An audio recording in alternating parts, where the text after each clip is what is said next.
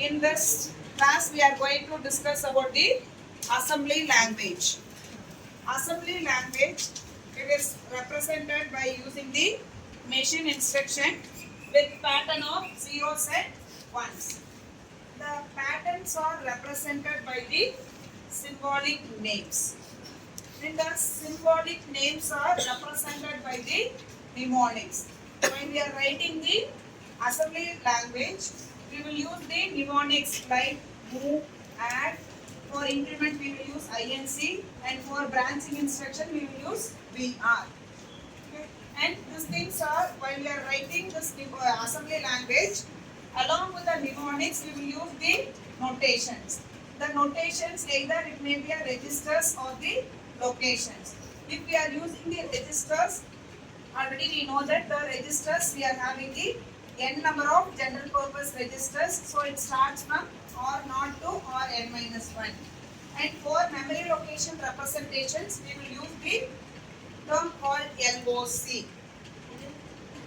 The assembly language means the complete set of the symbolic names and the rules are called as assembly language.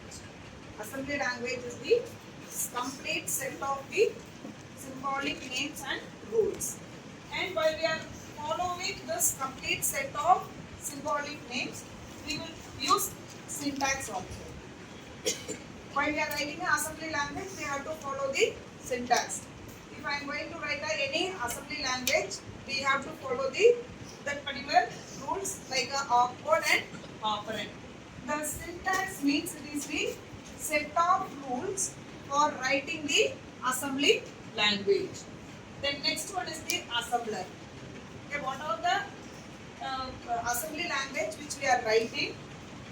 It will be followed by the syntax. And while after following this, we will complete the writing of assembly language. Then after completing the program, it will be given to the assembler. The input for the assembler will be the assembly language. The assembly language, it will be get translated into sequence of machine instructions for the further execution. Okay. While here it will be converted into a .exe file. Then the input which is given to the assembler, it will be called as the source program. And what are the input which you are getting from the assembler is called as the object program. What is source program? ANTF means alphanumeric text format. So the source program which is given to the assembly language in the form of the text format. The object program, it will be a machine language programs. Okay. Then for that, the example is given. Two examples are given: move, or not, comma, sum. While we are writing an assembly language, we have to follow the syntax, right? This is set of rules. The set of rules is nothing but the first we have to give the mnemonics, then we have to give the operands. Here, these two are the operands: the source register and destination register. The source registers are given as R0 and the destination register is given as sum. Just we are going to move the value from R0 to sum. Okay. The next one is addition. Okay. We are going to do a addition operation. For that, the mnemonics is given as add and the value constant is given. Then one register is given. So this will act as the source register and the R3 it will act as the destination register. The purpose of giving hash, it is used to represent the immediate value. The constant values it will be going to act as the immediate. Either we can give the hash or within the mnemonics we can include the I. If we included this I, the compiler, that is assembler, will understand that the source register value will be the immediate constant value. After performing the addition operation, the value will be moved to the destination register. The next one is the indirect addressing. The indirect addressings are represented by parentheses, square brackets, or we can give it as the LOC, mnemonics. If I am going to give the any registers, then that should be represented in the square bracket. If I am going to specify any memory locations, then that can be represented in the square brackets.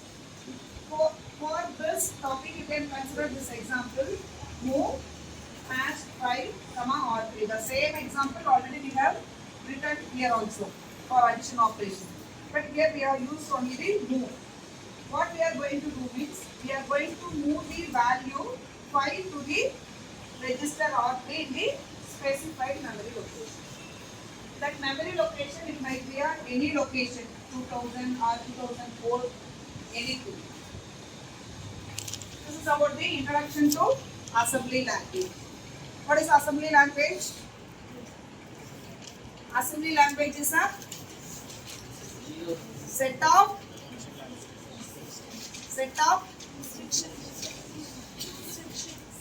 symbolic names. This is a complete set of symbolic names and the rules. Okay, that is called as the assembly language.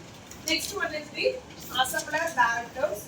These are some of the common assembler directives which is being used for the compiler. Assembler. The assembler directives, it is only given for the understanding purpose, but it is not used by the CPU for execution. These are some of the common directives. Dot data, it declares the data segment. The dot text, it defines the code segment. And dot BSS, it declares the uninitialized data. The next one is the DB. DB stands for defined byte, then defined word, here defined double word. With the help of these three directives, we are going to allocate the space. If we are defined under the DB, it will allocate 1 byte. If it is DW, it will allocate 2 bytes. Then if it is defined in the double word, then it will allocate the 4 bytes.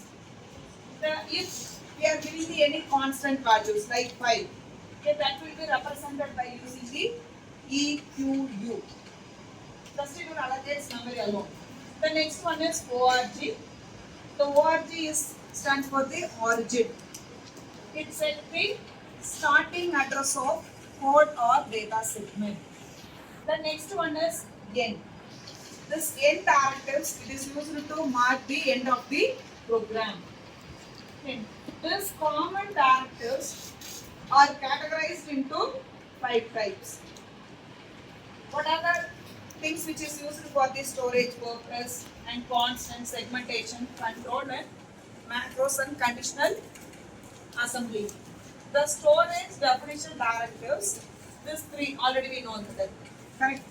The DB, DW, DD. Through the 3 directives, we can allocate the memory for the assembly program. The next one is constant. Then constants are represented by using the EQU. Next one is segment. This 3 will be used for the segmentation purpose. Then next one is the control.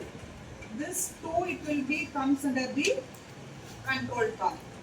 Then next one is macro and conditional assembly. Already we know that the conditional part, if we are going to the conditional checking, we will use the if conditions.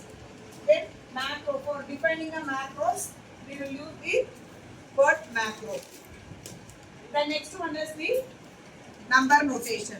Okay, this is about the assembly directives. Assembly directive, it is only for understanding purpose, not for the CPU execution. Under that we have discussed some of the common directives and categories of directives we have discussed. The next one is the number system. What is the use of number system? This will be used to deal with the numeric values. Then we have already know that there are 4 types of number systems are available: binary, decimal, octal, hexadecimal. The binary is represented by base of 2, decimal base 10, then the octal base is 8, and the hexadecimal base is 16. If you are giving the base 2, what will be the value? 0, 1. Decimal means value it will varies from 0 to 9. Octal 0 to 7. Hexadecimal 0 to 9. Then the balance is represented to the alphabetic characters A to L. Okay. For that the example is given. For base 2 we will write the binary numbers. Okay. For binary numbers alone we have to use the base 2. 10110 it is given. The base 2 will be given here. Decimal base 10. Then octal 8 and hexadecimal it is given as 16.